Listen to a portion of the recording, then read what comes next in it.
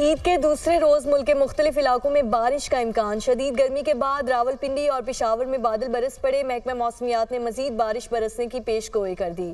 आइंदा 24 घंटों में लाहौर समेत बालाई पंजाब, इस्लामाबाद, खिता पोटुहार, बालाई खैबर पख्तूनख्वा, कश्मीर और गिलगित बल्तिस्तान में तेज आंधी, गरज चमक के साथ बारिश का इम्कान है। मुल्क के जनूबी वसी इलाकों में मौसम शदीद गर्म और खुश्क रहेगा।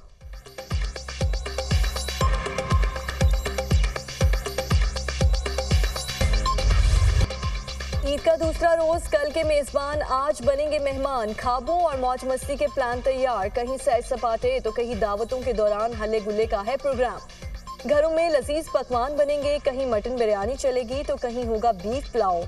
मजे मजे की डिशेस से मेहमानों की तवाज़ो होगी। मेल मुलाकातों का सिलसिला भी जारी रहेगा। बच्चा पार्टी ने भी अपने प्लान तैयार कर लिए। कोई चिड़ियाघर तो कोई पार्क जाने के लिए बेताब। सुन्नत इब्राहिमी की अदायगी का सिलसिला भी जारी।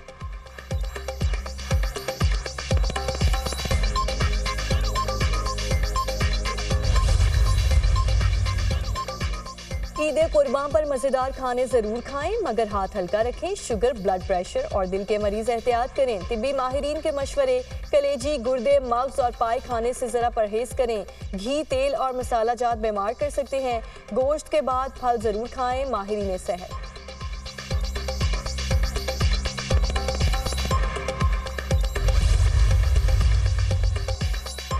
पंजाब में सफाई सुथराई के हवाले से एक नई तारीख लिखी गई। वज़ीर आला पंजाब मरीम नवाज ने हुकूमती मशीनरी की खुद निगरानी की।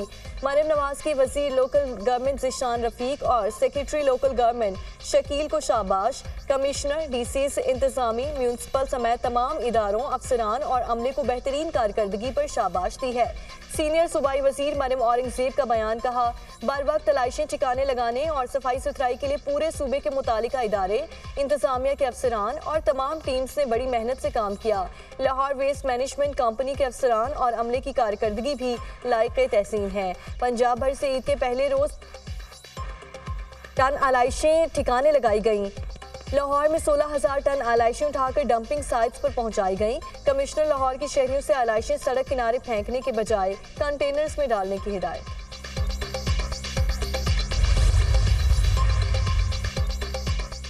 वज़ीर-ए-आज़म शहबाज शरीफ का सदर आसिफ अली जरदारी से टेलीफोनिक रब्ता। दोनों रहनुमाओं में ईद की मुबारकबाद और नेक ख्वाहिशात का इजहार। मुल्क की मजमूई और सियासी सूरत हाल पर भी तबादला ख्याल। दोनों रहनुमाओं का पाकिस्तान की बेहतरी के लिए मिलकर काम करने के अज़्म का यादा। वज़ीर-ए-आज़म शहबाज शरीफ का चेयरमैन पीपल्स पार्टी बिलावल भुट्टो सरदारी को फ़ोन, ईद की मुबारकबाद दी। वज़ीर-ए-आज़म की बिलावल भुट्टो सरदारी को ईद के बाद वज़ीर-ए-आज़म हाउस में मुलाकात की दावत। मुलाकात में ज़ेर-ए-इल्तवा मामलात के हल पर बात की जाएगी। वज़ीर-ए-आज़म का चारों सूबों के गवर्नर्स और वज़राए आला से भी टेलीफोनिक रब्ता। ईद की मुबारकबाद दी और नेक ख्वाहिशात का इजहार किया।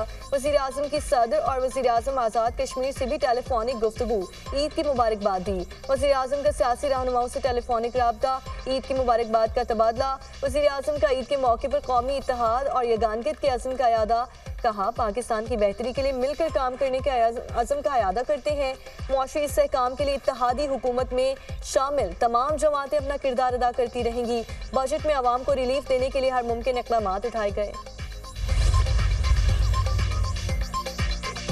वज़ीर-ए-आज़म शहबाज शरीफ के ख्वाजा पाकिस्तान के सरबराहान को ईद उल अज़हा की मुबारकबाद। वज़ीर-ए-आज़म का army chief general Syed Asim Munir, naval chief admiral Naveed Ashraf, air chief marshal Zaheer Ahmed Babar Sidhu और chairman joint chiefs of staff committee general Sahir Shamshad Mirza को टेलीफोन, ईद की मुबारकबाद दी। कहा, मुझ समेत पूरी पाकिस्तानी कौम सरहदों पर अपने वतन की हिफाजत पर मामूर जवानों को खराज तहसीन पेश करती हैं। अफवाज पाकिस्तान के सरबराहान की पेशा वराना क़यादत में हमारे जवान वतन के दुश्मनों और दहशतगर्दों के नापाक अज़ाइम को नाकाम बना रहे हैं।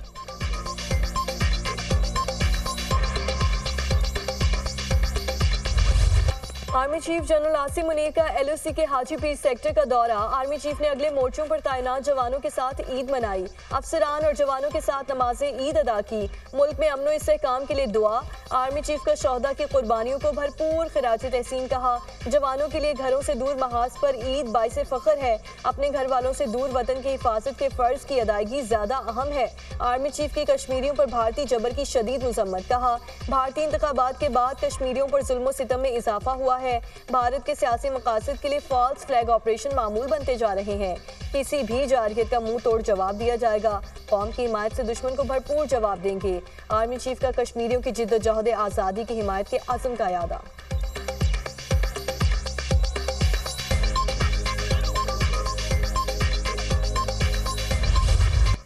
T20 वर्ल्ड कप ग्रुप मरहले के आखिरी मैच में वेस्ट इंडीज ने अफगानिस्तान को 104 रन से शिकस्त दे दी। 219 रन हदफ के ताक़ुब में अफगान टीम 114 रन बनाकर ऑल आउट हो गई। वेस्ट इंडीज के निकोलस पुरान ने 98 रन की शानदार इनिंग्स खेली। पुरान ने अपनी इनिंग्स में 8 छक्के लगाए। अफगानिस्तान की जानिब से गुलबदीन नाइब ने 2 खिलाड़ियों को आउट किया। दोनों टीमें पहले ही सुपर 8 मरहले के लिए क्वालिफाई कर चुकी हैं। पहले मैच में न्यूजीलैंड ने पापुआ न्यू गिनी को 3 विकेटों से शिकस्त दी। न्यूजीलैंड ने 79 रन का हदफ 13वें ओवर में हासिल किया।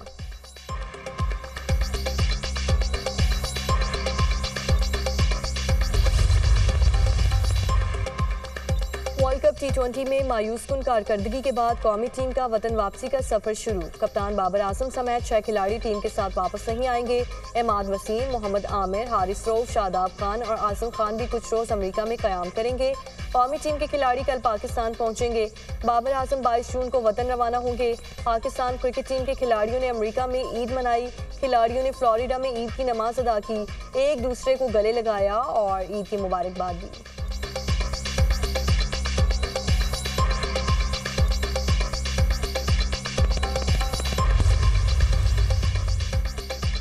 बानी पीटीआई पर 200 बोगस केसेस बनाए गए। अदलिया पर भरपूर एतमाद है। बानी पीटीआई की रिहाई हमारी अव्वलीन तरजीह है। 2 तारीख को इद्दत के केस का फैसला हो जाएगा तो बानी पीटीआई जेल से बाहर होंगे। चेयरमैन पीटीआई बैरिस्टर गौहर की मीडिया टॉक। कहा, वफाक के बगैर सूबा नहीं चल सकता। वफाक से पैसे मिलेंगे तो ही सूबा चलेगा। वफाकी हुकूमत ने KP और ट्राइबल प्रोजेक्ट निकाल दिए हैं। इस पर बात हो रही है। सेनेट में भी इस हवाले से आवाज़ उठाई है।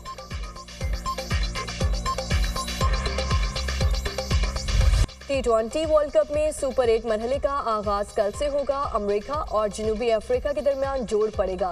सुपर 8 मरहले के लिए 8 टीमें फाइनल हो गईं। ग्रुप A में से अमेरिका और भारत, ग्रुप B में से ऑस्ट्रेलिया और इंग्लैंड, ग्रुप C में अफगानिस्तान और वेस्ट इंडीज, ग्रुप D में जनूबी अफ्रीका और बांग्लादेश ने सुपर 8 मरहले में जगह बनाई।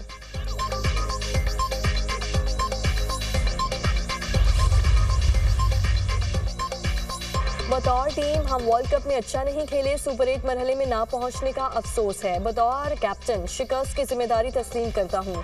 चेयरमैन से मुलाकात करूंगा। नाकस कारकर्दगी पर गुफ्तगू होगी। क़यादत छोड़ना पड़ी तो फैसला करूंगा, लेकिन जो भी करूंगा सबके सामने करूंगा, डर कर नहीं करूंगा। कप्तान कौमी team Babar Azam.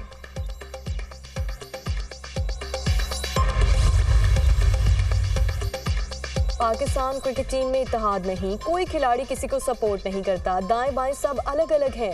Head coach Gary Kristen ने कौमी टीम के पोल खोल दिए। खिलाड़ियों से गुफ्तगू में कहा, कई टीमों के साथ काम कर चुका हूं, ऐसी सूरत हाल नहीं देखी। हमारा फिटनेस लेवल मायारी नहीं, उसे बढ़ाना पड़ेगा। हम स्किल्स लेवल में दुनिया से बहुत पीछे हैं। इतनी क्रिकेट खेलने के बावजूद खेल से आगाही नहीं। अगर हमने दुनिया का मुकाबला करना है तो फिटनेस और स्किल्स को बेहतर बनाना और मुत्तहिद होना है। जो खिलाड़ी इन चीज़ों को बेहतर करेगा वही टीम में होगा, वरना कोई टीम में नहीं होगा। ईद उल अजहा पर भी गजा में निहत्ते फ़लस्तीनियों पर इजरायली हमलों का सिलसिला न थम सका। इसराइल के टैंकों और ड्रोन्स के जरिए वसी और जनूबी गजा में हमले। 24 घंटों में 5 बच्चों समेत दर्जनों फ़लस्तीनी शहीद। शहदा की मजमूई तादाद 37,347 हो गई। 85,372 फ़लस्तीनी जख्मी। हमास के खुफिया हमले में एक और इजरायली फौजी जहन्नुम वासिल। मिस्र से मुत्तसिल बॉर्डर ताहाल बंद, इमदाद की तरसील मुअत्तल है।